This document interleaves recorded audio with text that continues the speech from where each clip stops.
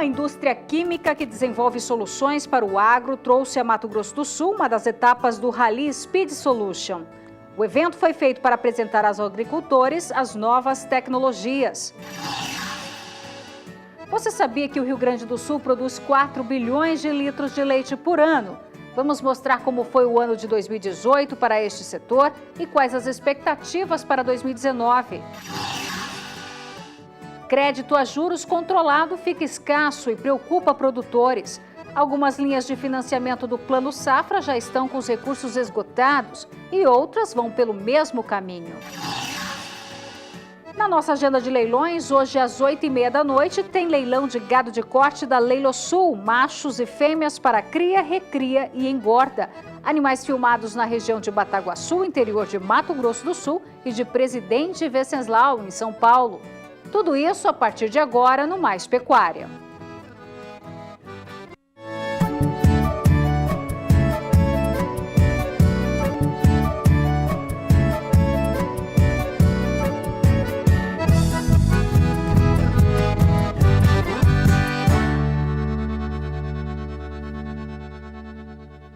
Agora 5h57 no horário de Brasília, sejam todos muito bem-vindos.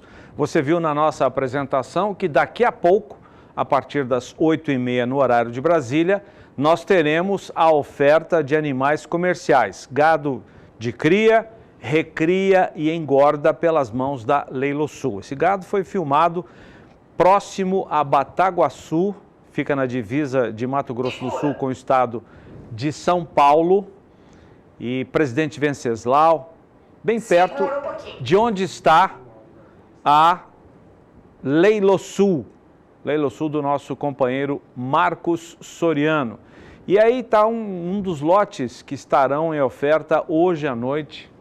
Quem vai comandar esse leilão é o Josias Vitorino, será um leilão virtual, o gado já está todo filmado. E vamos repetir aqui para você que já manifestou, já tenha se interessado, em Mato Grosso do Sul e também em São Paulo, bem perto das cidades que têm o nome de presidente. Presidente Venceslau, Presidente Prudente, do lado de Mato Grosso do Sul também Bataguaçu, onde está a Leilosul, leilão virtual, que você acompanha hoje à noite. Pode passar até um outro lote para a gente acompanhar um pouco mais da oferta de logo mais, leilão virtual da Leilosul. 5h58, já então outros lotes do leilão de daqui a pouco. Nós já abrimos também o programa com as informações de mercado, o mercado financeiro, uma quarta-feira de decisão sobre os juros nos Estados Unidos. Todo mundo sabe que quando a taxa anual de juros dos Estados Unidos tem alguma modificação, significa que pode haver um maior ou menor interesse dos investidores lá. Se o juro for satisfatório, muita gente vai levar dólar para investir por lá. Se o juro cai, a tendência é de que o dólar não seja tão investido. Isso mexe com as moedas do mundo todo. Vamos saber como foi a repercussão aqui no Brasil. A Sara já está conosco. Sara, boa noite. Como é que terminou o dólar hoje? Boa noite, Zaidan. Boa noite a todos. Dólar em queda nesta quarta-feira. Só que a decisão em relação aos juros dos Estados Unidos, lá do Federal Reserve, Banco Central norte-americano, ela saiu um pouquinho depois do fechamento de mercado. Então, hoje o dólar tem uma queda na comparação com o real. A queda é de 0,73%, o que puxa o dólar comercial para os R$ 3,87. É o menor valor em uma semana para o dólar.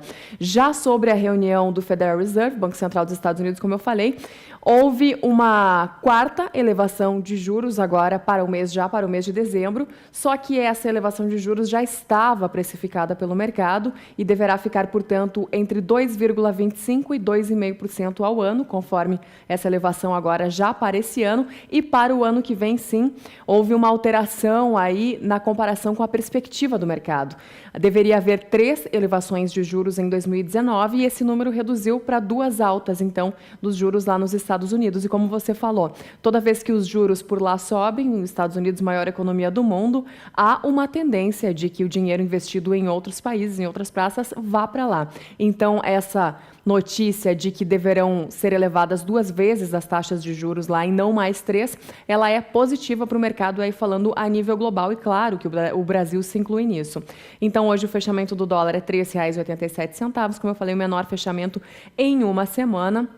E enquanto isso, o índice Bovespa, principal índice aqui da nossa Bolsa de Valores de São Paulo, tem uma alta até esse momento em torno de 0,5%, operando acima dos 87 mil pontos. Outra notícia que envolve o mercado pecuário é que a BRF, a Companhia de Alimentos, ela informou hoje que fez um acordo para vender a unidade Avex na Argentina por 50 milhões de dólares. Isso está dentro daquele plano das marcas de Sadia e Perdigão para levantar os 5 bilhões de reais com as vendas de ativos até o final desse ano, né, dentro daquele plano que a BRF já tinha. Isso fez com que os papéis da companhia hoje chegassem a operar com uma alta em torno de 1%, só que agora já mais próximo do horário de fechamento, as ações da BRF passaram a operar em queda dentro do índice Bovespa.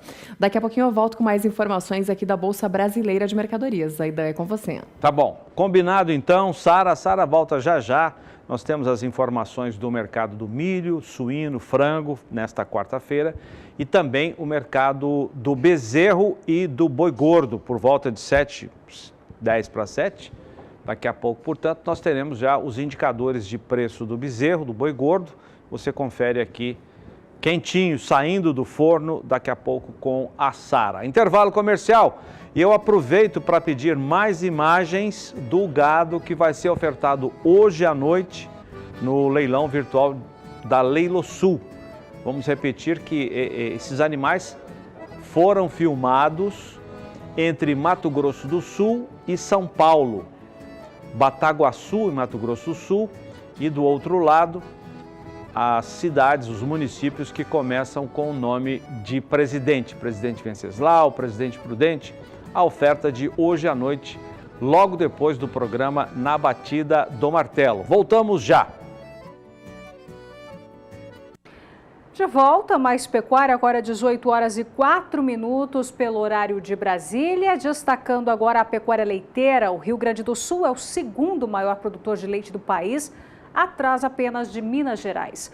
Hoje, 65 mil produtores gaúchos mantêm um rebanho com pouco mais de 1 milhão de vacas, produzindo 4 bilhões de litros de leite por ano. Você vai conhecer agora, vai ver agora na reportagem de Annelise Nicolodi como foi 2018 nesse setor e quais as expectativas para 2019. Desde 2015, quando foi lançado o primeiro relatório socioeconômico da cadeia produtiva do leite no Rio Grande do Sul, elaborado e divulgado pela Emater, o cenário mudou. Em relação a 2015, o número de produtores caiu, assim como o rebanho. A crise econômica motivou muitos produtores a desistirem da atividade leiteira, seja por encontrarem outros negócios mais rentáveis, por não terem mais mão de obra disponível, ou por estarem idosos e com falta de descendentes que dessem continuidade à produção familiar. Muitos estão encontrando sim outras atividades, né? Pecuária de corte é uma delas, né? E a gente está trabalhando, vendo muito essa questão aí da produção de alimentos, né? A gente não pode só focar o leite, porque a agricultura familiar tem um papel fundamental no Brasil, né? Na produção de alimentos, né? Então frutas, alimentos de origem animal. Então muitas famílias, inclusive, compram poucas coisas fora, né? Produzem muito do seu alimento na própria propriedade, né? E a cidade precisa desses alimentos, né? Então a gente precisa olhar para isso para potencializar, né? E não perder essa diversidade, né? Essa capacidade que a agricultura familiar, principalmente, né? Tem da produção de alimentos, né? Mas, enfim, as famílias estão sim encontrando diferentes formas, né? De sobreviver e de se manter no campo e de continuar produzindo, né? Mas a gente precisa sim, eu acredito, como instituições públicas e que tem esse compromisso, né, com o social, a gente precisa sim colocar mais esforços nisso, né, colocar esse olhar diferente, né, nessa questão, né, das famílias, a questão social do campo, né. Em contrapartida, os que continuaram deram conta de garantir o aumento da produtividade das vacas e das propriedades. A produção atual é de 11.300.000 litros de leite por dia, o que representa 60,4% da capacidade instalada de industrialização no Rio Grande do Sul, que ultrapassa 18,7 milhões de litros de leite por dia. Tudo que é atividade tem seus altos e baixos, né? A gente tem que tentar reduzir custos quando o preço dá uma baixada e saber administrar bem a propriedade, né? Então, a cada temporada, como se diz, a cada semestre é uma expectativa, né? Quando o preço melhora, a gente tem condições de investir, de aumentar animais, assim, né? E quando o preço está em baixa, a gente tem que tentar reduzir custos, buscar outras alternativas para que tu tenha mais lucratividade e consiga rentabilizar a tua propriedade, né? Mas eu acho que o caminho, né, está sendo feito. E a tendência, eu acho que é de se alinhar nesse sentido e a gente conseguir, num prazo, um médio a longo prazo, aí a gente conseguir, com certeza, melhorar a produção, aumentar a produção a nível de Rio Grande do Sul e Brasil, mas principalmente não só volume, né, mas questão de produtividade, que esse é o grande X da questão. Dentro das indústrias, o desafio é incentivar os agricultores a produzir um leite de melhor qualidade, garantindo assim melhor preço e status para exportação. Nós não podemos pensar em produzir sem pensar aonde escoar, aonde comercializar esses produtos, sob o risco de colocarmos os nossos produtores em uma situação de dificuldade. Então a CCGL sempre pensou no mercado e o mercado para o leite produzido no Rio Grande do Sul, com certeza é o mundo, são outros países.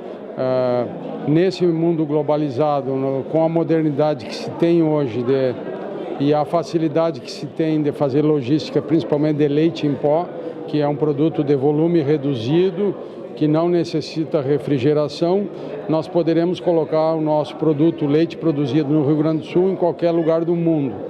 E aí nós precisamos ter aquele raciocínio simples de que as pessoas vão consumir produtos de regiões onde é propício produzir, onde se consegue produzir de forma natural, de forma sustentável e um produto de qualidade no menor custo. E nós não temos nenhuma dúvida que o Rio Grande do Sul e as cooperativas, a nossa região, nós temos talvez uma das melhores condições de produção de leite do planeta. Dentro das instituições de ensino, o desafio é propor alternativas de sucessão familiar para garantir e fortalecer a atividade leiteira na propriedade rural. Além, é claro, de criar políticas públicas de Estado para estimular os jovens rurais a permanecerem no campo, com renda e qualidade de vida. Em torno de 38,5% dos jovens filhos de agricultores da atividade leiteira no Rio Grande do Sul mostram um desinteresse em continuar na atividade. Isso é muito preocupante para a atividade leiteira, para a agricultura familiar e para o desenvolvimento rural. A gente percebe aí dois vieses, né? Dois caminhos.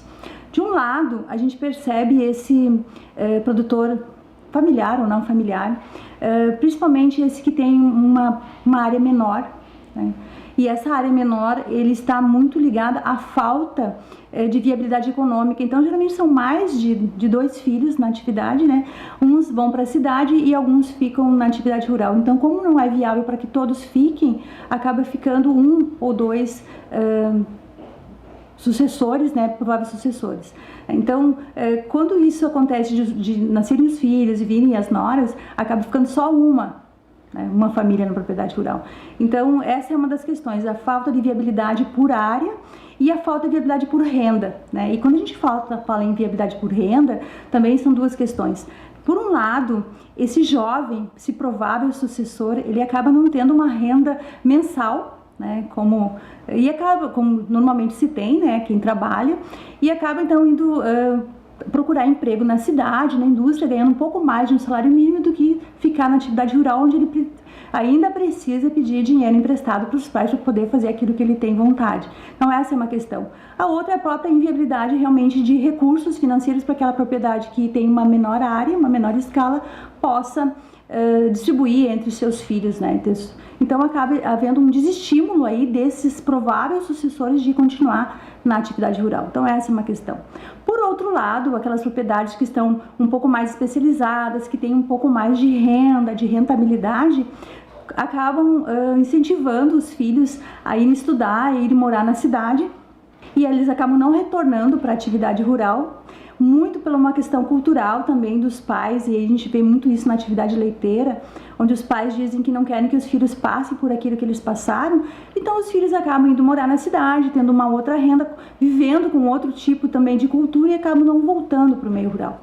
Então a gente percebe muito esse problema, tanto na agricultura de maneira geral, mas principalmente na agricultura familiar e de forma mais específica ainda na agricultura produtora de leite.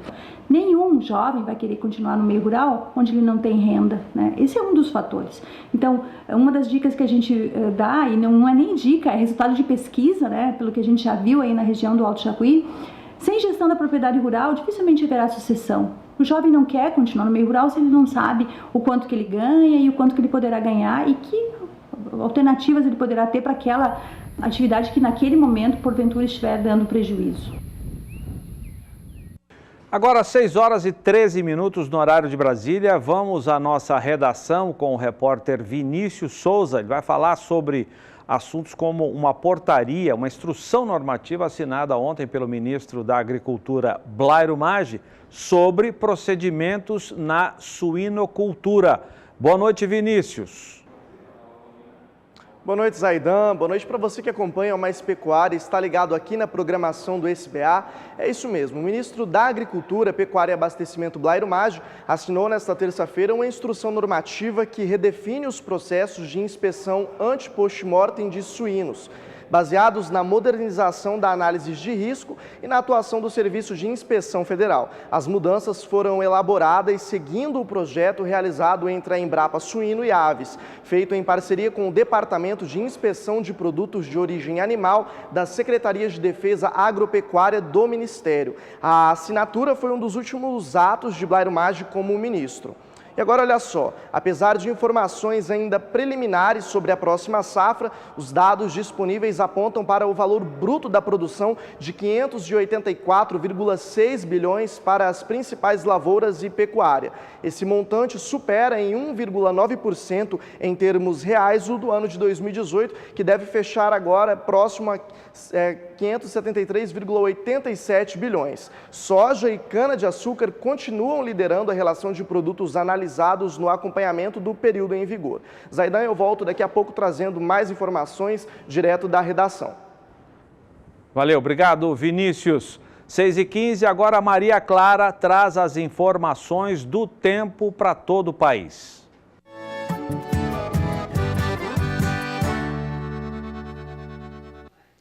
Áreas de instabilidade na região sul do Brasil mantêm a condição para pancadas de chuva em grande parte aqui de Santa Catarina e também no Rio Grande do Sul. E tem mais instabilidades pelo estado de São Paulo. A chuva deve ser volumosa no decorrer dos próximos dias, principalmente nestas áreas aqui do estado paranaense e do estado paulista, com volumes que podem chegar até 70 milímetros acumulados. E ainda tem previsão de chuva no interior do Rio Grande do Sul, com volumes chegando a 50 milímetros acumulados. Agora, nestas áreas do centro-oeste, interior de Minas Gerais e também região do Mato Piba, a expectativa é de tempo mais seco e com temperaturas bem elevadas, diminuindo os índices de água no solo nestas áreas. Para o segundo período, que vai de 25 a 29 do mês de dezembro, a chuva segue bem frequente nesta faixa central do país, desde o sudeste até o Acre, com expectativa de acumulados entre 30 e 50 milímetros. E a chuva é bem significativa no estado mineiro, Espírito Santo e até o interior do estado de São Paulo. Agora, o destaque mesmo com relação à chuva é o início do mês de janeiro, pois a chuva deve ganhar intensidade nestas áreas aqui de Minas Gerais, Goiás, Mato Grosso e até parte do Tocantins, com volumes que podem chegar a 100 milímetros acumulados em áreas do estado mato-grossense e até mesmo paralisar as atividades de campo. Enquanto isso, na região sul, a chuva que acontecer nestes próximos dias deve ser isolada e com baixos acumulados. Agora, às 6 horas e 17 minutos no horário de Brasília, um dos nossos destaques neste final de ano na agenda comercial são os leilões de gado de corte das comitivas que vão pelo Pantanal sul-mato-grossense afora. Amanhã nós temos esse leilão a partir das 2 da tarde, horário de Brasília. Vejam só, 4.000 reses que participaram de comitivas estarão em oferta aqui conosco a partir desse horário, 2 da tarde, horário de Brasília, com realização da Central Leilões. O Lourenço Campo, que é o titular da Central, vai trazer as informações. Olá, Lourenço! Olá, meus amigos sintonizados no SBA, sintonizados aqui nessa grande rede de comunicação do agronegócio. Prazer falar com vocês e fazer um convite muito especial, porque no dia 20 de dezembro, nosso último evento do ano de 2018, estaremos vendendo mais de 4.000 animais de gado de corte. Nosso leilão especial lá no Pantanal, lá no Piquiri, lá no recinto do Piquiri, com uma oferta espetacular. Na verdade, no recinto nós teremos 1.500 animais no recinto, depois nós temos mais 1.000 animais filmados na região ali de Coxim, ali no Pantanal, ali na região do Coxim, e por fim estaremos vendendo animais filmados aqui no Bolsão do Mato Grosso do Sul, aqui na região de Três Lagoas, e também um gado muito bom aqui no estado de São Paulo, tá? Então uma oferta de mais de 4.000 animais, de muita qualidade, grandes parceiros nossos. Olha essa novilhada, essa vacada Brangos que nós vamos vender, que gado espetacular, né? Então é isso, não percam não, no próximo dia 20, e o nosso leilão é às 14 horas, tá? Horário muito especial, às 14 horas. E para abrir essa rodada de negociação, estaremos vendendo uma bateria de 20 touros da raça Tabapuã. Estaremos vendendo um touro Tabapuã e um Tabapuã diretamente da fonte, tá? Que é da fazenda Córrego da Santa Cecília e do condomínio TRO, tá ok? Então não percam, olha aí que beleza os touros que vão à venda, né? São 20 touros desses aí, ó, que são touros já prontos, trabalhando, andrológico positivo, tudo certinho para soltar com a novilhada e produzir o melhor do cruzamento que o Tabapuã pode produzir, tá bem? Então não percam não, no próximo dia 20, quinta-feira, a partir de 14 horas e tudo com transmissão aqui pelo canal do Boi.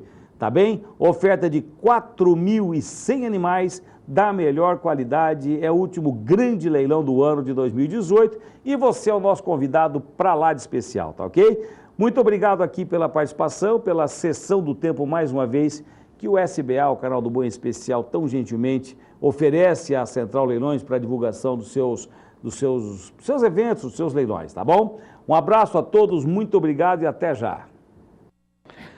Um abraço, Lourenço, muito obrigado. Sucesso no leilão de amanhã à tarde aqui conosco. A gente vai para o intervalo comercial com imagens desse leilão virtual da Central Piquiri. Vamos dar uma olhada, já voltamos. De volta agora com a previsão do tempo. A chuva com ventania segue pelos estados da região sul do país. Já foram registradas rajadas maiores que 60 km por hora nos 3 estados da região. Maria Clara, como fica o tempo na região no decorrer dos próximos dias?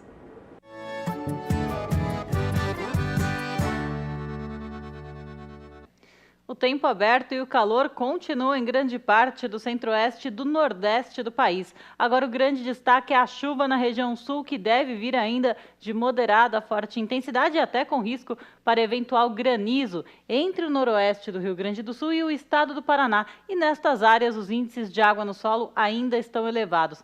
Para os próximos 5 dias, os volumes de chuva devem passar de 50 milímetros no interior gaúcho e em grande parte do estado do Paraná, exceção aqui da faixa leste de Santa Catarina e parte do Rio Grande do Sul, onde a chuva é isolada e com baixos volumes acumulados. No segundo período de 25 a 29 do mês de dezembro, a chuva perde intensidade em grande parte da região sul, mas ainda chove de forma frequente no norte do estado do Paraná e o início do mês de janeiro, entre 30 e o dia dia 3. A expectativa é para chuva de até 30 milímetros nos 3 estados da região, mas com menor risco para temporais. Agora, 6h23, vamos voltar à redação com o repórter Vinícius Souza, que traz um resumo do que foi o relatório semanal de bovinocultura de corte do IMEA, o Instituto Mato Grossense de Economia Agropecuária. Vinícius. O ano de 2017 foi marcado por um dos mais voláteis da história da bovinocultura de corte de Mato Grosso. Já o ano seguinte, 2018, o pecuarista constatou um cenário considerado calmo. Os indicadores de oferta e demanda da bovinocultura demonstram alinhamento, facilitando a análise do mercado. Ao todo, são 4.970.000 bovinos abatidos até novembro deste ano. O ano se encerra com um aumento de 9,87% em relação ao ano anterior, 2017. Esse valor é considerado o maior dos últimos 4 anos. O boi gordo no Mato Grosso variou em 5,13%. Esse aumento foi significativo para a economia brasileira, pois valoriza o boi gordo. Vale ressaltar que em 2018 a oferta passou por um processo de expansão na bovinocultura de corte em decorrência do atual momento do ciclo pecuário. No entanto, o crescimento da produção foi superado pelo consumo interno. A perspectiva de crescimento para 2019 é de 2,53%, segundo o último relatório da Focus. Desta forma, a economia brasileira registrará a maior dos últimos 6 anos, ficando atrás somente do ano de 2013. Zaidan, é com você aí no estúdio. Obrigado, Vinícius, muito obrigado. Já já você volta com outras informações. Vou mostrar um pouco mais do gado que será ofertado hoje à noite aqui conosco a partir de 8h30 no horário de Brasília, logo após o programa Na Batida do Martelo. Gado filmado entre Bataguaçu, Mato Grosso do Sul, com municípios do interior do estado de São Paulo, Presidente Venceslau, Presidente Prudente, divisa de Mato Grosso do Sul com o estado paulista, realização da Leilo Sul. Voltamos já.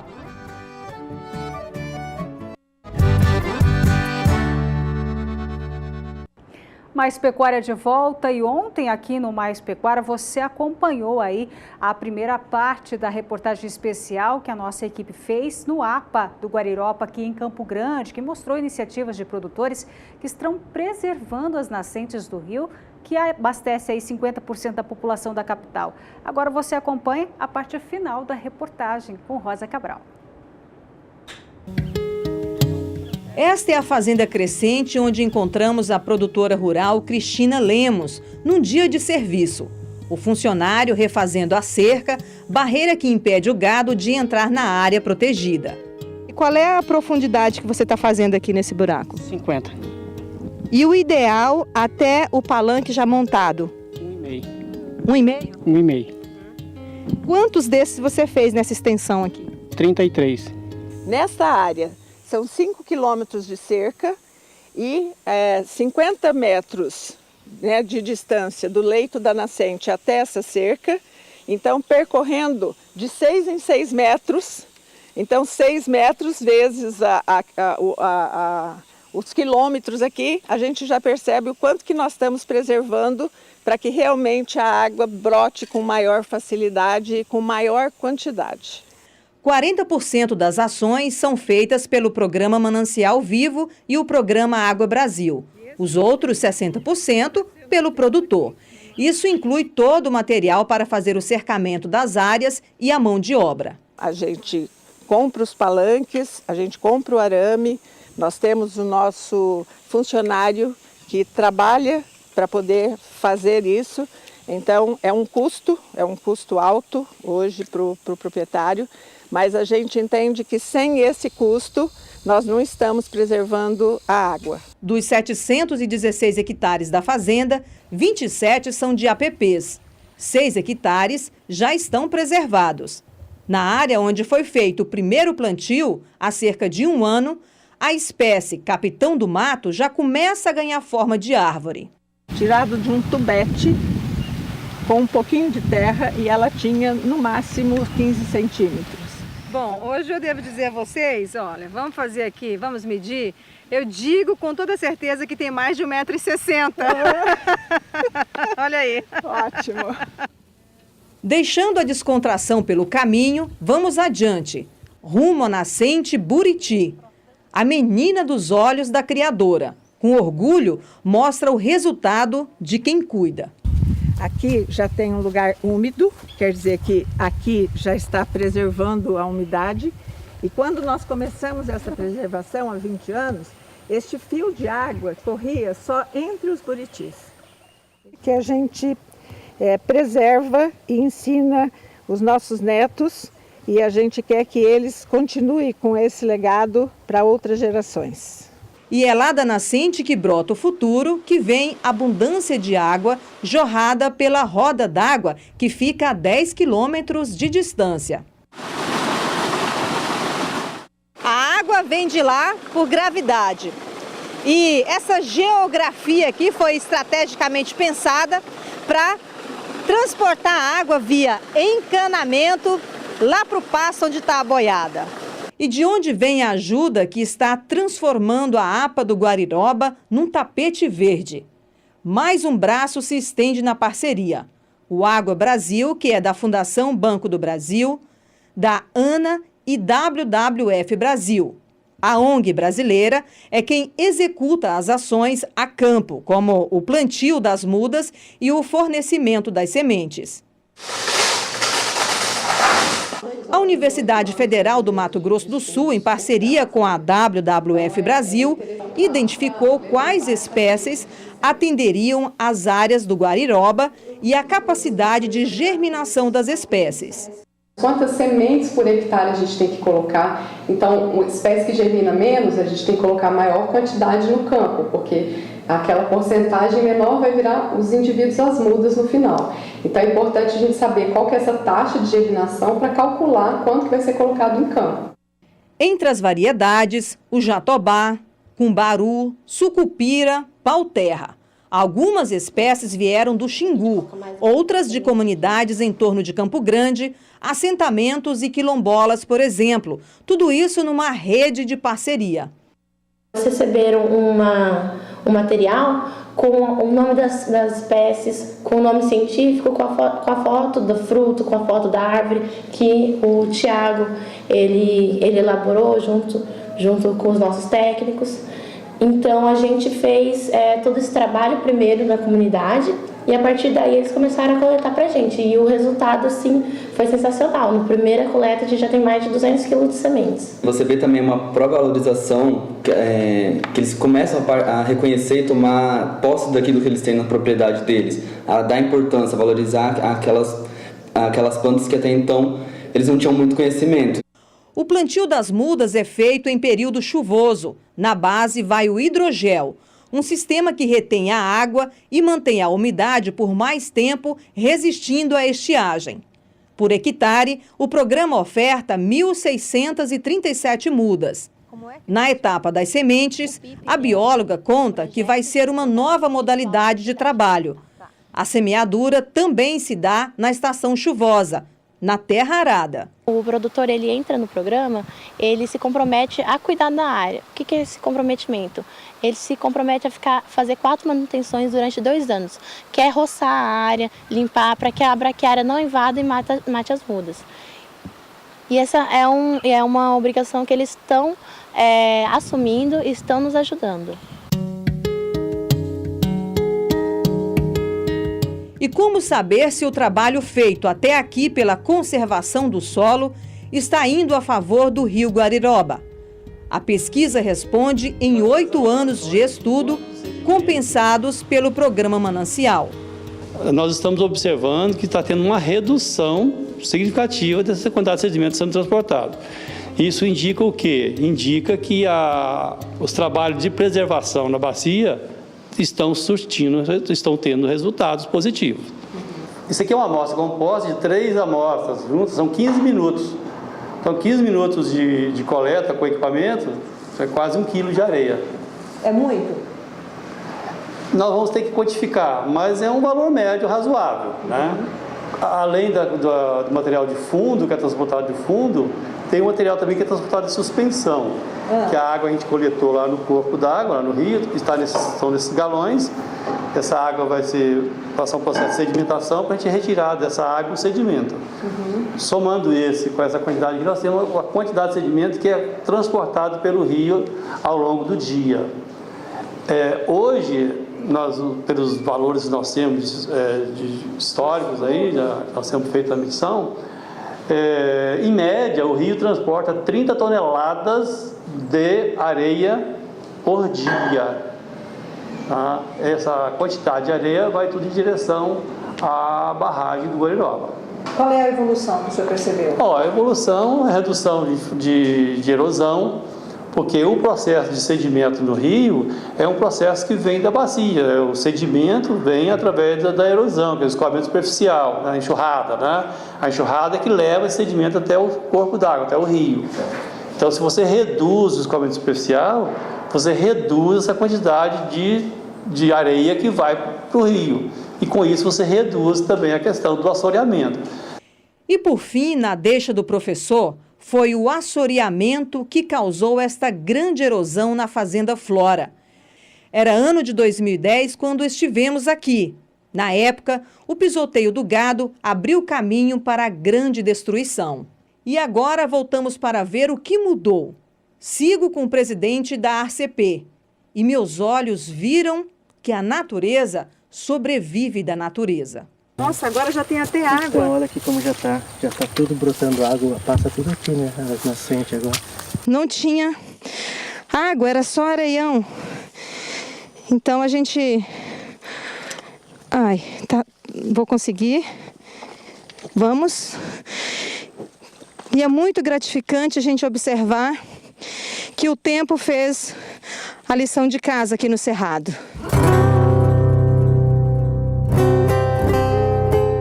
Aqui está um bom exemplo do futuro. A gente percebe, né, que só a gente ter boa vontade de fazer a nossa parte. Olha essa muda nascendo aqui. Isso já é um trabalho da natureza. Você vê aqui dentro desse buraco, dentro dessa erosão. E ela mesma vai fazer o trabalho. Daqui um dia ela cresce, joga semente aqui, esparrama semente e vai nos ajudar. Então aqui foi plantado plantas típicas do Cerrado. Então a nossa preocupação é isso, é formar o Cerrado novamente. Nós estamos muito contentes com o que já foi feito e com a resposta da natureza. A gente percebe quando anda que a natureza está se recompondo, quer dizer, a nossa parte nós estamos fazendo, mas a natureza está nos ajudando muito. Então eu acredito que daqui a 10 anos nós vamos vir aqui e vai estar todo mato fechado. Nós não vamos conseguir chegar aqui de novo. Isso aqui faz lembrar o tempo de infância, viu? Que delícia. Saborosa. Saborosa. Viva a natureza, viva a preservação.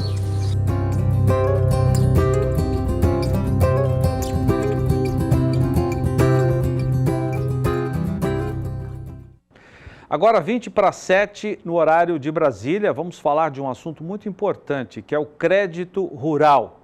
A grande procura e obtenção desse crédito a juros controlados nos primeiros 5 meses da atual safra, a 18-19, começou a preocupar produtores, cooperativas, bancos e até mesmo o governo. Algumas linhas de financiamento do Plano Safra já estão com os recursos esgotados, isso com juros controlados, e outras vão pelo mesmo caminho. O risco de o dinheiro acabar, da fonte secar, segundo os especialistas, é grande. Para entendermos melhor como funciona e quais são as reais condições do Plano Safra, que está em curso, nós convidamos para vir aqui até o estúdio do Mais Pecuária o Jonathan Schmitz, que é gerente de agronegócios da cooperativa de crédito Sicredi, uma das 15 agências em Campo Grande. E nós contamos aqui também com o nosso comentarista, o João Pedro.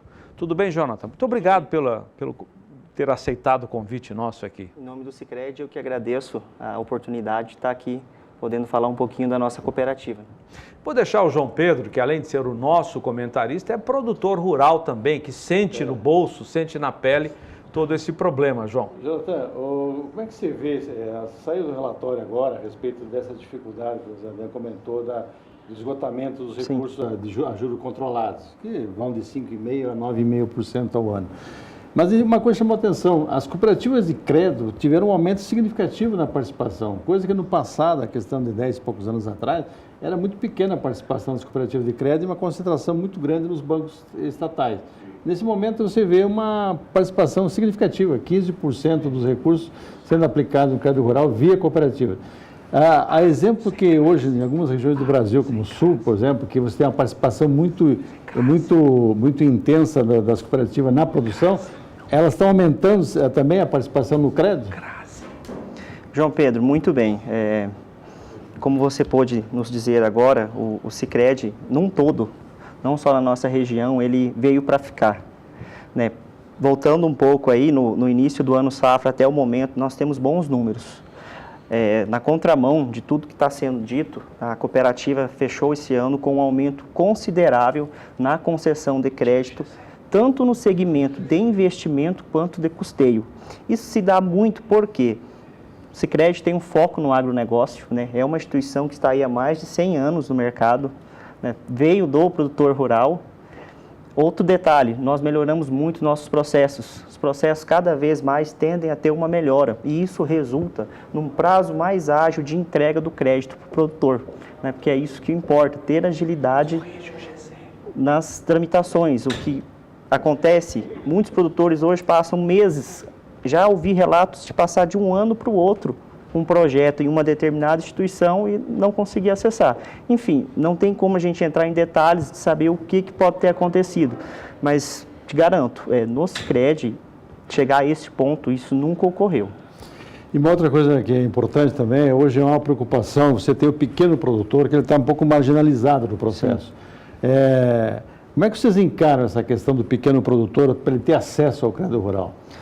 Vai lá, um dado muito importante, no segmento de BNDES, pelo Pronaf Mais Alimento, o Sicredi é a maior instituição financeira do país repassadora do recurso. Isso mostra a importância que a cooperativa tem com o pequeno produtor.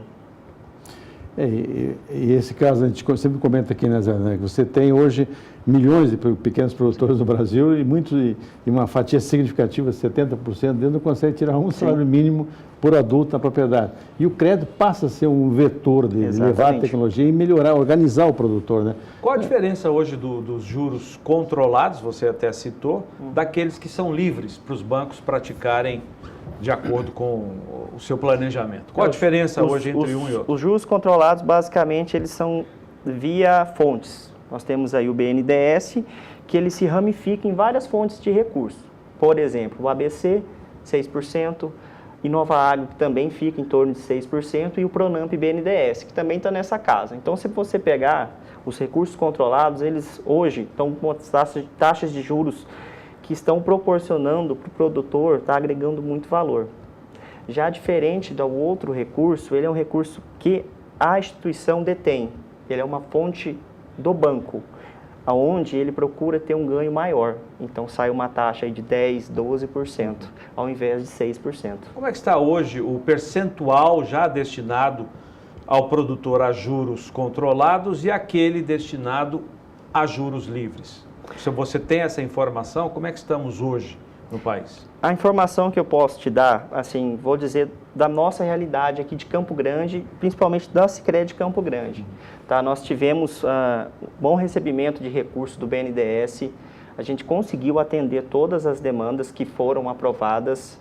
Hoje, se o associado me procurar, a gente acabou de encerrar a linha justamente hoje. Não porque não tem recurso, porque tem um fechamento operacional do BNDES devido ao fim de ano, retomando essa linha na primeira quinzena de janeiro.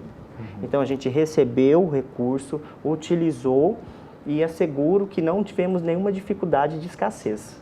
Um dos itens que você comentou também é que recursos para alguns tipos de setores, como armazenamento, por exemplo, já estavam restritos em função de que houve um aumento muito grande de demanda. Isso aconteceu com vocês também? Não. Esse recurso, você está dizendo até o próprio PCA, né, certo? Ele tem um prazo aí de 15 anos e é a melhor taxa do mercado.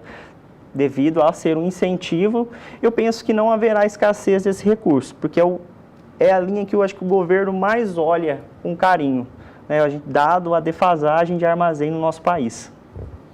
E a questão de máquinas, equipamentos também, tá, existe recursos disponíveis? Existe.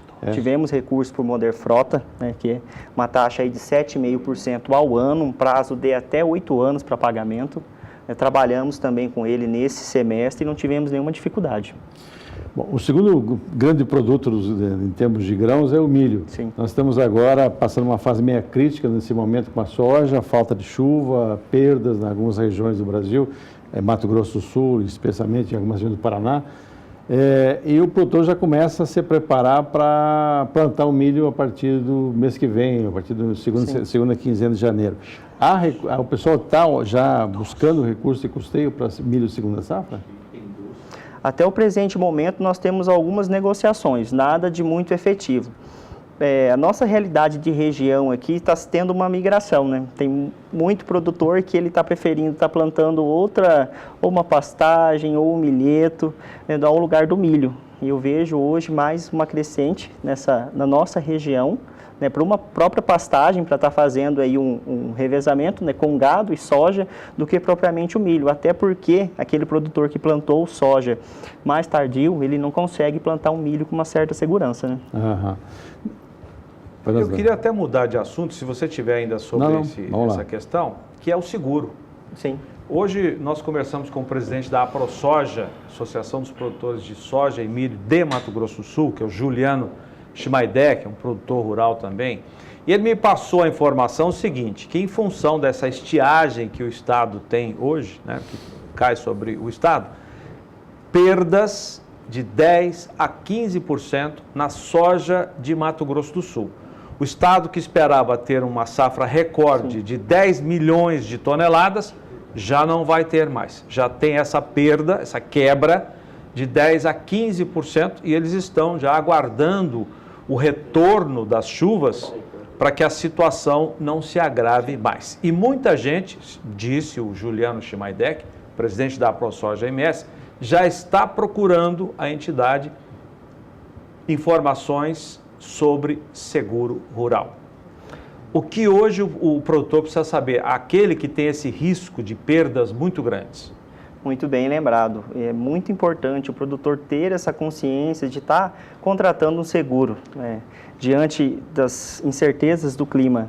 Se você analisar hoje, o seguro em si não é para o produtor dizer que ganhou dinheiro, né, vamos assim dizer, mas ele te garante um custo. Você pode não ter ganhado dinheiro, mas você também não vai tirar recurso do teu bolso para estar arcando seus custos. É muito simples de se contratar, né? O Sicredi ele tem um seguro agrícola muito bom, nós temos a subvenção do governo, ele fornece 30% de desconto, tá? Ele dá um subsídio para o produtor que faz esse seguro.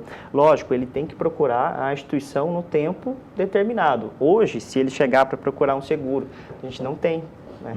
Isso daí, por exemplo, para o soja, qual que é o período que o produtor deve procurar uma instituição financeira ou uma corretora? Entre julho e setembro. Né? Milho, mesma coisa, segue a mesma linha. Então, se você fazer um cálculo hoje do que você vai gastar aí, que é em torno de 2,5 sacas para te fazer um seguro que vai te garantir a tua produção mínima, vale a pena. Se pôr na ponta do lápis, compensa.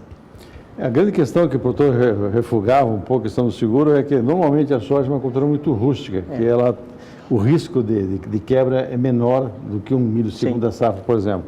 Mas, porém, ele reclamava dos prêmios. Os prêmios que você comentou, 2,5 sacos de cálculo, você está falando em soja, é isso? Isso. Alguma coisa por volta de R$200 por hectare.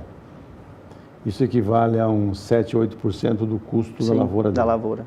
Isso cobriria um mínimo de quantos sacos? É uma produtividade mínima em torno de 33 sacas. 33 sacas. A um preço médio de R$70 a saca. Tá certo.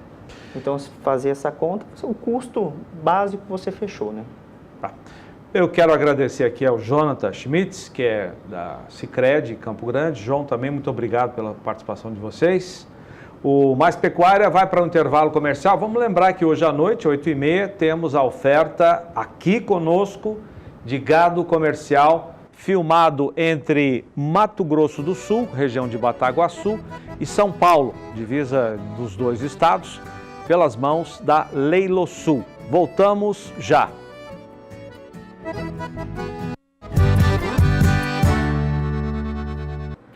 Dando sequência à previsão do tempo aqui no Mais Pecuária, agora você acompanha com Maria Clara como ficam os próximos dias na região centro-oeste do país.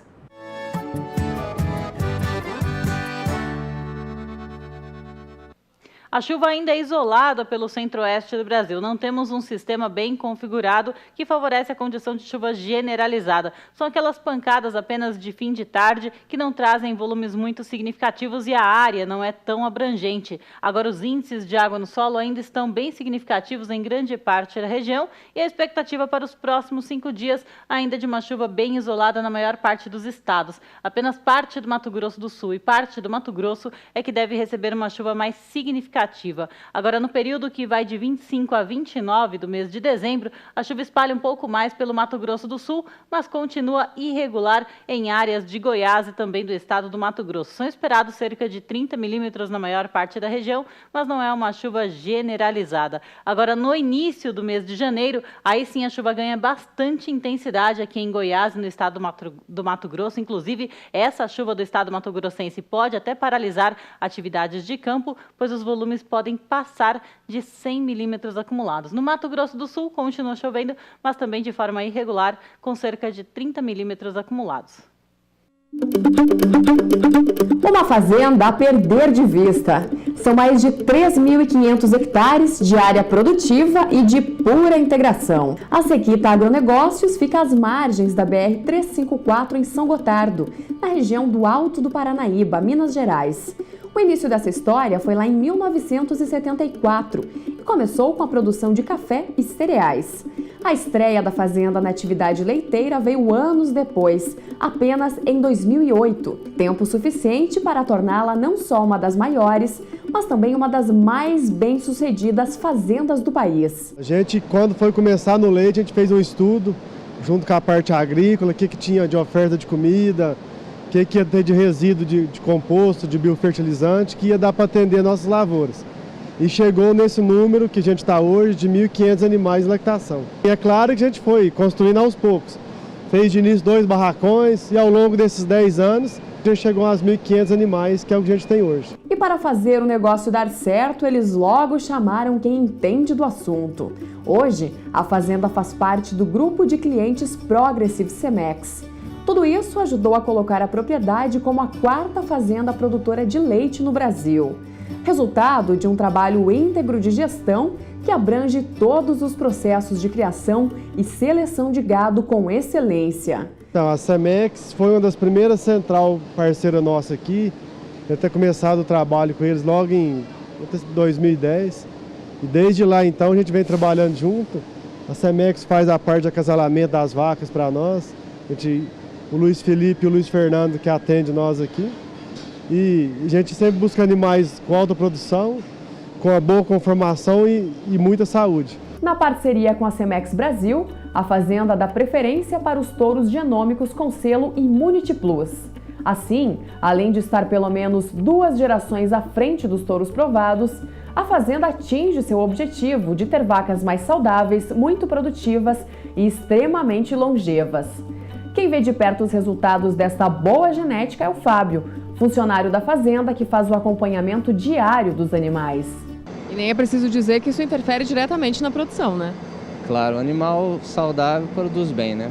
Então, se ele recupera rápido, ele volta a produzir rápido. Resultados que também vêm impactando diretamente na qualidade do leite. Com uma média de produção de 39 litros por vaca dia, a Sequita contabiliza 3,7% de teor de gordura e 3,22% de proteína. O leite que é ordenhado das vacas a uma temperatura acima de 30 graus já desce e passa por essas placas de resfriamento, onde a temperatura passa para os 4 graus. Depois, o produto é depositado nesses tanques ou mesmo direto nas carretas de transporte. Tecnologia e cuidados que garantiram a parceria exclusiva com uma empresa de laticínios que vende para a região. O produto é considerado diferenciado e não recebe nenhum tipo de estabilizante. O que a gente pode esperar daqui para frente ainda que dê para evoluir e que a Cemex possa contribuir ainda mais aqui para a fazenda? Nós temos que seguir na mesma batida que está aí, né? Oferecendo os touros top, né, os touros de ponta nossos, dentro das características que eles preconizam. E cada vez mais, como em todo lugar, está buscando mais produção, vacas mais duráveis, menos custo, né? É isso aí que procura, não só aqui como em toda a propriedade. A Sequita não para de pensar no futuro. Mesmo com o limite de volume de vacas atingido, a propriedade planeja novos investimentos e conta com o suporte da equipe Cemex para alcançar os melhores resultados. O objetivo agora é trabalhar na seleção, pegar os 10% melhores animais em avaliação genômica e multiplicar nos demais animais, então em crescer em genética mesmo, usando os melhores touros da Cemex e usando essas bezerras top, a gente coleta o embrião dela e transfere nas demais vacas.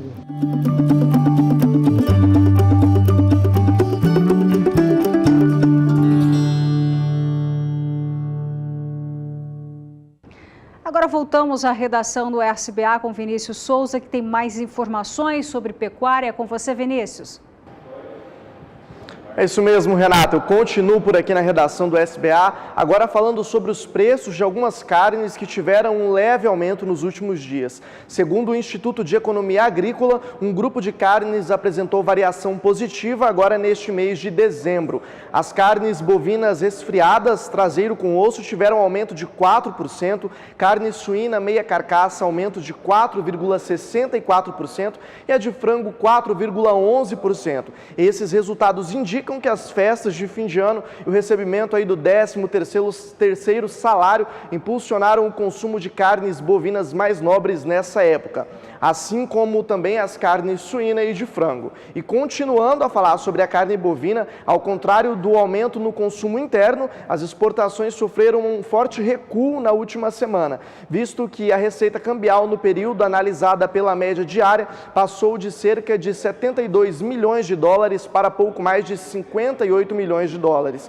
Isso representa uma redução de 20% nas exportações. Pode ser, porém, que esse recuo não foi tão incisivo, porque aparentemente o excepcional resultado da semana inicial desse mês foi determinada por restos não contabilizados do mês de novembro. Então, sendo assim, o resultado da semana que passou se encontra muito mais próximo da média registrada nos últimos 12 meses.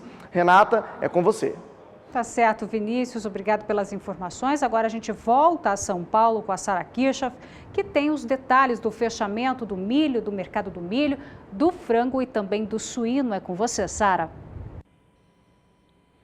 Renata, ontem eu falei que o preço do milho em Campinas e região teve um recuo de 1,70% e hoje há uma recuperação aí quase proporcional à queda de ontem. Hoje, o preço do cereal avança acima de 1,5% em 1,60%, conforme o indicador CPEA, e com isso, o valor da saca avança para os R$ 37,99, quase R$ 38 a saca em Campinas e região, falando do mercado doméstico. E com essa alta diária desta quarta-feira, agora no acumulado do mês, o cenário novamente é de valorização para o preço do cereal. Nesse momento, a valorização gira em torno de 0,5%, conforme eu falei, como o indicador CPEA mostra para Campinas e região no interior de São Paulo. Já o indicador da Bolsa Brasileira de Mercadorias aponta para uma alta ainda mais significativa para o preço do milho em Cruz Alta, no Rio Grande do Sul. A valorização hoje do cereal por lá é de mais de 4% e dessa forma o preço da saca de milho lá em Cruz Alta hoje sobe para os R$ 38,50 no indicador da Bolsa Brasileira de Mercadorias. E a perspectiva agora já para o início do ano que vem, com a proximidade da safrinha, é de um maior equilíbrio nos preços, especialmente pela maior oferta do cereal. Do milho passamos para o preço do suíno, que hoje novamente não tem alteração e desta forma o quilo do suíno vivo em Santa Catarina permanece no patamar dos R$ 3,30. No acumulado do mês, suíno tem alta de 1,85% no indicador CPEA para o estado catarinense. Terminamos com a cotação do frango. Hoje o frango tem uma alta no indicador CPEA aqui para o estado de São Paulo. A valorização diária de quase 0,5% eleva o preço do quilo do frango congelado para os R$ 4,55. No acumulado do mês, ainda assim, frango segue em queda, uma queda que agora está em 1,73% no indicador CPEA. Renata. Tá certo, Sara, obrigado pelas informações. Intervalo agora com imagens da oferta de hoje à noite, a partir das 8h30, horário de Brasília, aqui pelo Canal do Boi. Você acompanha o virtual gado de corte da Leilo Sul. Em oferta, machos e também fêmeas para cria, recria e engorda. Animais filmados na região de Bataguaçu, aqui em Mato Grosso do Sul, e também na região de Presidente Venceslau, em São Paulo. Não sai daí, o Mais Pecuária volta já. Agora, 7h06 no horário de Brasília, já está de volta o Mais Pecuária do Canal do Boi com informações do tempo. A chuva segue volumosa em alguns pontos da região norte do país, com volumes maiores do que 30 milímetros em vários estados. Vamos saber da Maria Clara como é que fica a previsão para os próximos dias.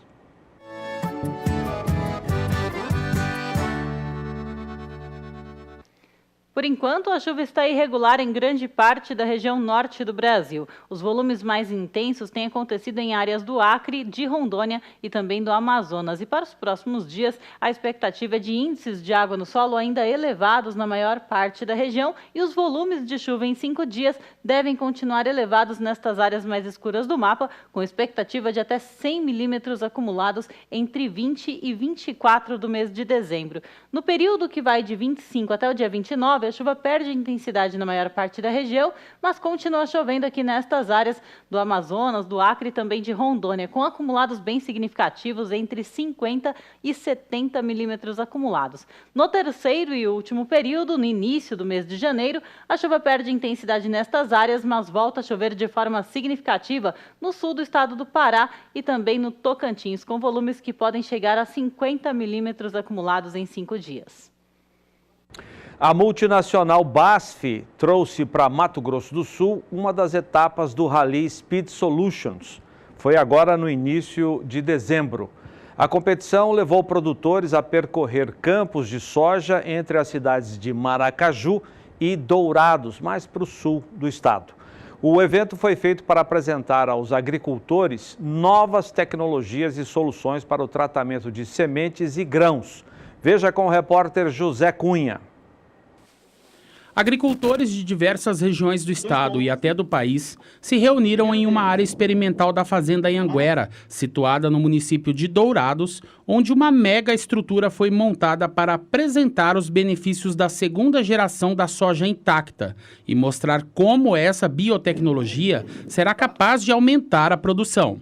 A gente está agora no momento onde a gente está trazendo essa tecnologia, essa plataforma Intacta 2 Extend, para o agricultor poder conhecer em mais detalhes. A gente, o ano passado, já teve um evento interno, foi esse ano para as feiras, e agora está fazendo um evento um pouco mais exclusivo para que alguns agricultores possam ter mais conhecimento técnico e entender onde a gente está no processo de lançamento, nesse pré-lançamento, porque a gente vai contar com eles o ano que vem para poder realmente estar vivendo essa experiência na área deles e aí sim a gente entender ou validar todo esse aumento de produtividade que a gente está propondo com essa nova tecnologia. Os pontos principais dessa plataforma visam aumentar o controle de plantas daninhas e atingir um maior número de lagartas, aliadas à genética avançada e manejo inteligente. Demonstrações técnicas feitas no local mostram que, além do tradicional glifosato, o uso de dicamba, outro poderoso herbicida de alto controle, associados aos pré-emergentes, promovem uma eficiência maior no controle de plantas daninhas de folhas largas. O que nós trouxemos aqui para poder demonstrar para os agricultores é o porquê o dicamba, por que justificaria a utilização de dicamba. Então, mostramos uma parcela onde você tem algumas espécies de plantas daninhas de folha larga, onde o glifosato já vem tendo alguma dificuldade. Depois nós mostramos uma parcela onde nós agregamos o dicamba, uma parcela praticamente limpa, então onde as plantas daninhas que eventualmente não estavam com um controle, vamos dizer, desejado, agregando o dicamba você teria o controle total. E essa é a questão do pré-emergente, é um conceito que a gente já vem trabalhando há alguns anos. Infelizmente, o uso de pré-emergente não é tão disseminado no Brasil.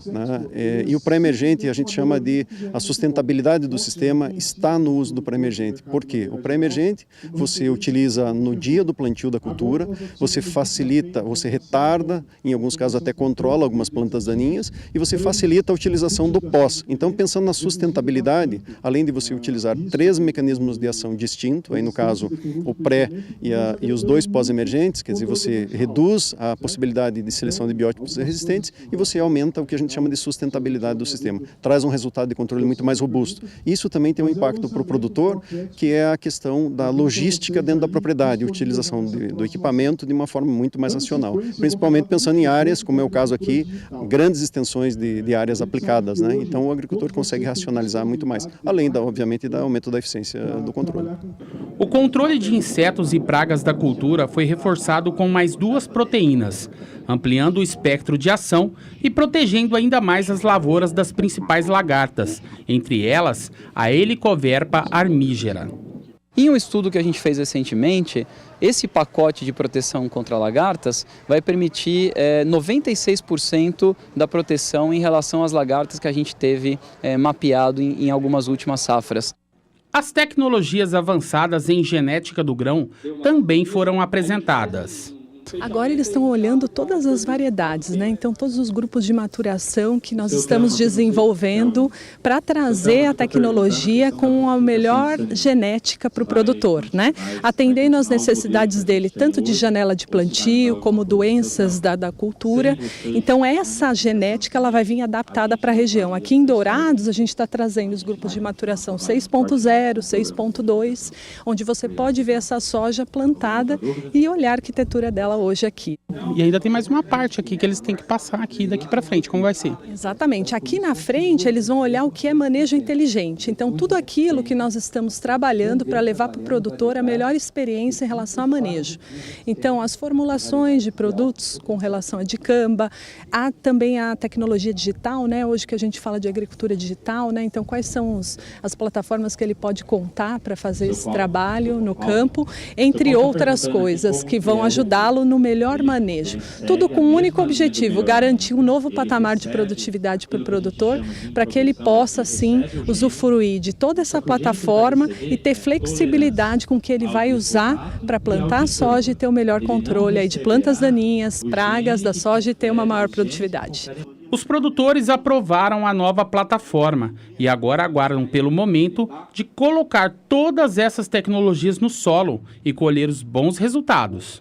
Eu achei muito interessante. Primeiro, o controle de plantas daninhas, através do uso dessa tecnologia, vai ser algo assim inovador, né? São problemas que nós temos nas nossas lavouras, no dia a dia, né? E que essa tecnologia vai com certeza nos auxiliar. Eu vejo muito promissor. As perdas que a gente tem hoje em dia, devido às daninhas, vão ser minimizadas, né? Então eu vejo isso com bons olhos. Qualquer expectativa em relação à utilização dessa nova soja? Que 2021 chegue logo, né? 7h14, agora a pecuária de corte. Na fazenda Segredo, em Bataguaçu, Mato Grosso do Sul, 50% das novilhas atingem precocidade no primeiro protocolo de IATF, que é a inseminação artificial em tempo fixo. O melhoramento genético trouxe ao Nelore a super precocidade dos animais criados a campo. Quer saber como? Confira com o repórter Daniel de Paula. Domingão de sol em Bataguaçu, o Natal tá chegando e a gente está aqui na Fazenda Segredo mostrando que eles já ganharam de presente nesse fim de ano um índice que todo mundo sonha e que aqui dentro já virou realidade, com mais da metade das novilhas desafiadas na super precocidade atingindo prenhez na primeira IATF. É um resultado que está acima de qualquer expectativa, né, Estela? Com certeza, é um resultado excelente que todo mundo busca, isso frisando que é na primeira IATF, elas ainda vão passar por 2 serviços. E esse ano a gente teve diferencial com a parceria da equipe, o pessoal da equipe do professor Pietro, da USP, nós fazendo o diagnóstico super precoce de gestação. Então essas novilhas, em 48 dias, elas serão inseminadas 3 vezes. Então a gente espera que esse índice suba muito mais e com um tempo bem menor, né? O Zé Eduardo é que gerencia tudo isso aqui na Fazenda Segredo e cada vez ficando menor esse universo de fêmeas precoces. Já virou coisa do passado mesmo? Virou, Daniel. Esse ano a reposição da Fazenda Segredo será 100% com fêmea super precoce. Então, a precoce já é coisa do passado. Aí é que está o segredo da Segredo. A estratégia de buscar a precocidade na fazenda vem se consolidando a cada geração. A certeza do caminho certo é o resultado das 830 novilhas de 12 a 14 meses da safra 2017 desmamadas em 2018 e que entraram na estação de monta junto com outras matrizes do rebanho. 53% dessas super precoces já foram diagnosticadas prenhes através do Doppler, equipamento de alta tecnologia utilizado pela equipe de mestrandos do grupo liderado pelo professor Pietro Baruzelli, da USP de São Paulo.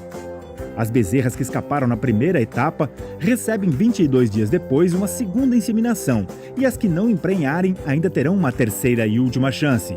O objetivo é chegar com essa categoria aos 85% de prenhez, algo que os resultados do primeiro passo dão a impressão de que a meta estabelecida será facilmente atingida. O serviço seria feito em mais de 90 dias, a gente vai fazer em 48. Elas serão inseminadas 3 vezes em 48 dias.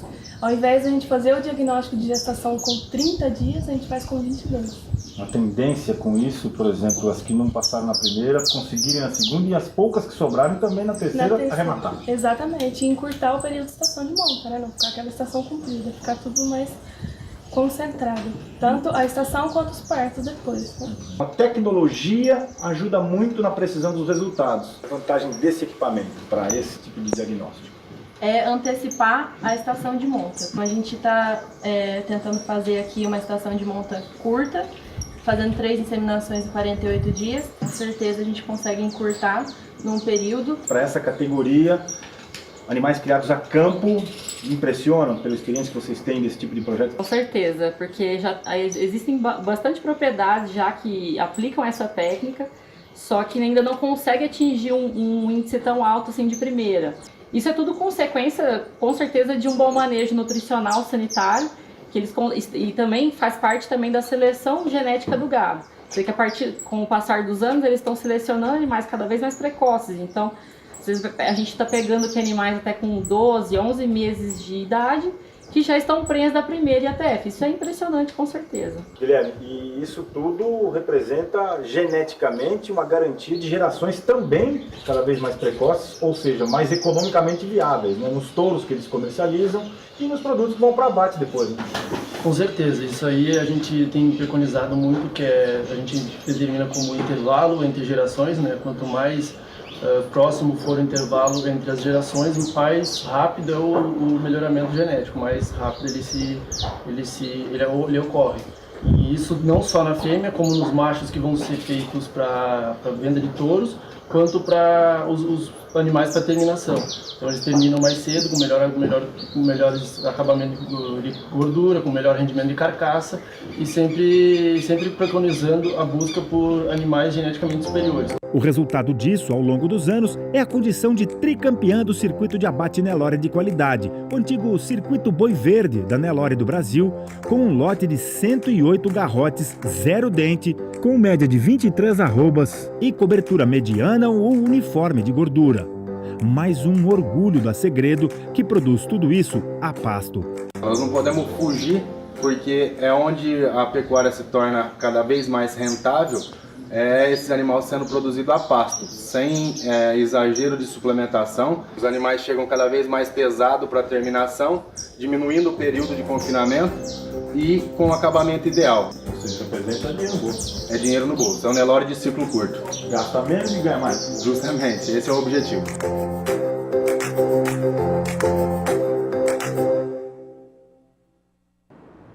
Intervalo comercial agora e na volta o fechamento do mercado pecuário, o preço, o fechamento do boi gordo, do bezerro e as cotações por região. Nós já voltamos. Mais pecuária de volta, agora com o fechamento do mercado pecuário. Voltamos a São Paulo para falar com a Sara sobre a vinda de europeus ao país, ao Brasil, para vistoriar a produção de carnes por aqui. Sara, já há uma data definida para essas vistorias? Notícia boa, né, Renata? Por enquanto ainda não há uma data definida, mas o ministro da Agricultura, Blairo Maggi, falou que o Brasil está contemplado nesse calendário aí de missões da União Europeia para 2019, tanto para o mercado de carne bovina como também para frangos e pescados. O ministro ainda falou que depois das operações carne fraca e trapaça, a imagem aqui desse segmento aqui do Brasil ficou bastante manchada lá na Europa. Mas depois feitos os devidos ajustes e mudanças de normas e também a retirada de influência política na inspeção, então agora essas exportações poderão voltar a um ritmo normal, poderão ser retomadas, conforme o ministro da Agricultura, Blairo Maggi. Desde a deflagração da Operação Trapaça em março desse ano, a União Europeia embargou 12 plantas de aves da BRF. Então, uma notícia boa aí, que traz bastante expectativa para o setor, Renata. Agora, passamos já para o mercado pecuário, começando com o preço do boi gordo, que avança e avança bastante nessa quarta-feira. A alta de 1,38%, quase 1,5% de alta no dia, eleva o preço da arroba nesta quarta-feira aqui em São Paulo para o patamar dos R$ 151,10 no indicador CPEA. Com essa alta de hoje, a arroba no acumulado do mês de dezembro agora tem uma alta próxima dos 2% no indicador CPEA. Já o boi gordo no mercado futuro, hoje teve alta no contrato do mês vigente, o mês de dezembro, uma alta de quase 0,5%, com o preço da arroba avançando para R$ 152,20 e estabilidade para os outros contratos posteriores, tanto de janeiro, fevereiro, março até o mês de maio. Teve pouca variação hoje o boi BMF na Bolsa de Valores de São Paulo. E eu termino com o preço do bezerro aí em Mato Grosso do Sul. O bezerro hoje tem uma queda acima de 0,5% e com isso o preço do produto cai para R$ 1.260,66 por cabeça. Mas no acumulado do mês de dezembro, bezerro ainda tem uma alta acima de 1%. Com isso eu encerro minha participação por aqui hoje. Renata, boa noite para vocês e até amanhã. Boa noite, Sara. Obrigado pelas informações. Até amanhã. Agora você fica com a análise da Scott Consultoria para o mercado do boi gordo desta quarta-feira com o Breno de Lima. Olá a todos. Hoje eu trago informações a respeito do mercado do boi gordo do dia 19 de dezembro de 2018. O que a gente observa é um mercado travando, com poucos negócios acontecendo. Isso porque, de um lado, a gente tem uma oferta restrita, os animais de confinamento já saem em menores volumes para os abates, em função do período do ano, e por outro lado também os animais de pastagem, na maior parte do Brasil, ainda não estão prontos para o abate. Então, de um lado, a gente tem esse cenário de oferta restrita. Por outro lado, também, as indústrias que já conseguiram se planejar, que já estão com escalas de abate já para 2019, diminuem o ímpeto das compras. Então, dessa forma, há uma pouca oferta de boiadas e há menos indústrias ativas nas compras, menos indústrias com maior ímpeto de compras, vamos dizer assim. Então, essa conjuntura faz com que o mercado fique travado. Para quem vai negociar a boiada aí no curto prazo, quem nesse final de ano ainda tem a boiada para negociar, vale a pena ficar de olho nas escalas das indústrias, porque de um lado temos indústrias com escalas mais longas de abate, diminuindo um pouco o pé das compras, por outro lado a gente tem indústrias com escalas mais apertadas e essas ofertando preços acima das referências para a arroba do boi gordo. Então, cenário com poucos negócios, mas ainda com algumas indústrias com dificuldade, né, com escalas mais apertadas, ofertando preços acima da referência. No mercado atacadista de carne bovina com osso, a gente não teve nenhuma alteração no fechamento do dia 19 de dezembro, e a carcaça de bovinos castrados segue cotada em R$ 10,37 o quilo. Então vamos às cotações do boi gordo à vista desta quarta-feira. Preço mínimo, apuração pela Scott para uma boiada comum. Vamos então começar pela região sudeste do país. Segundo a Scott, houve queda de 50 centavos em Belo Horizonte, Minas Gerais. Região sul, na sua tela, sem alterações no Paraná, Santa Catarina e Rio Grande do Sul, nesta quarta. Região centro-oeste, preço mínimo nesta quarta-feira, apuração feita pela Scott, queda de R$ 1,50 em Campo Grande, Mato Grosso do Sul, e de R$ 2,00, queda em Dourados, também em Mato Grosso do Sul. Da região centro-oeste, alta de 50 centavos, cotação boi gordo à vista, preço mínimo em Cuiabá, Mato Grosso, demais praças, preços estáveis. Região nordeste, teve alta de 50 centavos no oeste da Bahia. E na região norte, segundo a apuração da Scott Consultoria, não teve mudanças nesta quarta-feira para a cotação, preço mínimo para a cotação do boi gordo à vista. Nossa equipe acompanhou hoje em Brasília a reunião ministerial do presidente Michel Temer. Vamos conferir.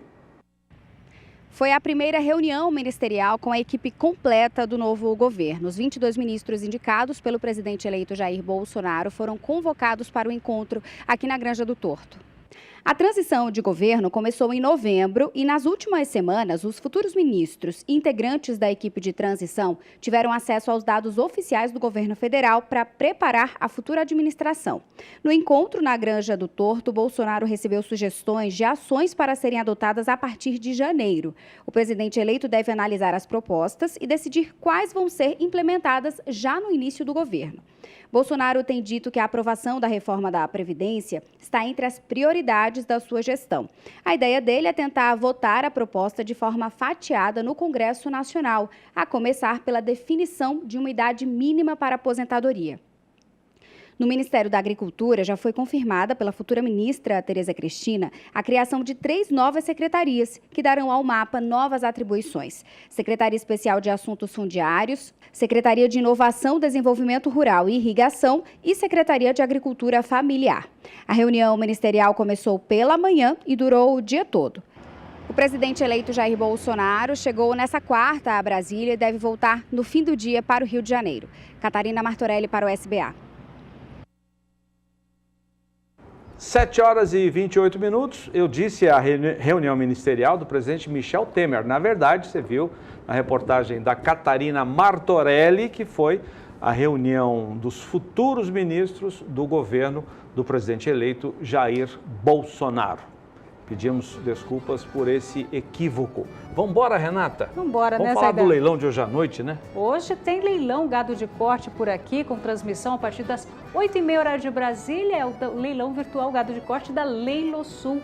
São animais fêmeas, machos para cria, recria, engorda, filmados entre Mato Grosso do Sul e São Paulo pela equipe da Leilo Sul.